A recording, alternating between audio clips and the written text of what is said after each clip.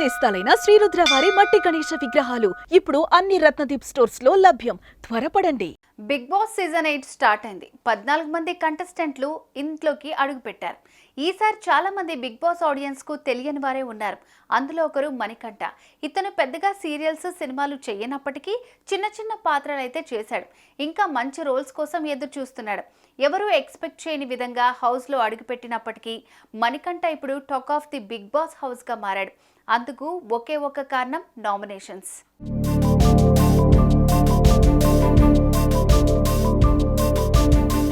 Big boss season 1 చాలా నీట్గా అనిపించింది.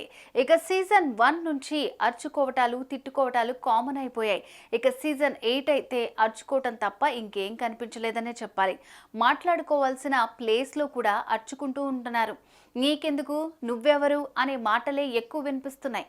అలా ఎవరికి వారే చాలా ప్రిపేర్డ్గా హౌస్లోకి ఎంట్రీ ఇచ్చినట్లు అనిపిస్తోంది.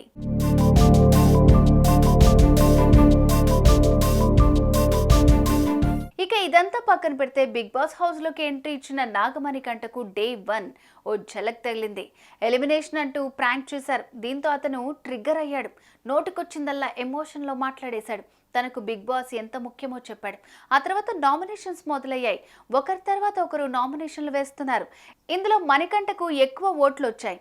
సింపతి గేమ్ ఆడుతున్నాడు అంటూ అందరూ అతన్ని పాయింట్ చేశారు. దీంతో దాన్ని జీర్ణించుకోలేకపోయాడు. అందరికీ తన బాధలు చెప్పాడు. చావు దాకా వెళ్ళొచ్చాను, మీకేం తెలియదు నా గురించి. కన్న తండ్రిని పోగొట్టుకున్నాను, పెంపుడు తండ్రితో అవమానాలు పడ్డాను, అమ్మ చచ్చిపోయింది, అమ్మ శవం కాల్చడానికి కట్టెల కోసం డబ్బులు అడుక్కొని వచ్చి శవం కాల్చాల్సి వచ్చింది అంటూ ఎమోషనల్ అయ్యి ఏడ్చేశాడు. తనకు తన భార్య, పాప కావాలని అన్నాడు.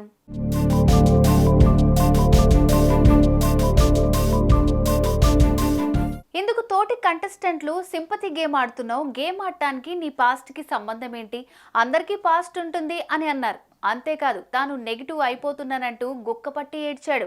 తన తలపై ఉన్న విగ్ను కూడా తీసేసి ఇది నేను అని కన్నీళ్లు పెట్టుకున్నాడు. అంతే, హౌస్లో ఉన్నవారు మాత్రమే కాదు, బయట బిగ్ బాస్ ఆడియన్స్ కూడా షాక్ అయ్యారు. అటు కన్ఫెషన్ రూమ్లోకి బిగ్ బాస్ పిలవడంతో అక్కడ కూడా ఏడ్చేశాడు. Big boss మణికంఠను సముదాయించాడు. అటు మణికంఠను చూసి తోటి కంటెస్టెంట్స్ కూడా నామినేషన్ రూమ్లో ఏడ్చేశారు.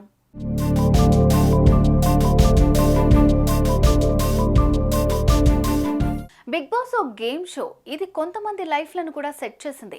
అప్పటి వరకు ఎవరికీ తెలియని వాళ్ళు కూడా 3 నెలల గ్యాప్లో అందరికీ తెలిసిపోతారు. ఫస్ట్ వీక్ అడ్జస్ట్ అవ్వటానికి టైం పడుతుంది. అటు మణికంఠ పరిస్థితి కూడా అంతే. అతను పడ్డ బాధలు ఇంకా గుర్తు చేసుకుంటూ బాధపడుతున్నాడు. కాస్త టైం ఇస్తే అతను అందరితో కలిసిపోతాడనిపిస్తోంది. మీరేమంటారు? మణికంఠపై మీ ఒపీనియన్ ఏంటి? కామెంట్స్ రూపంలో చెప్పండి.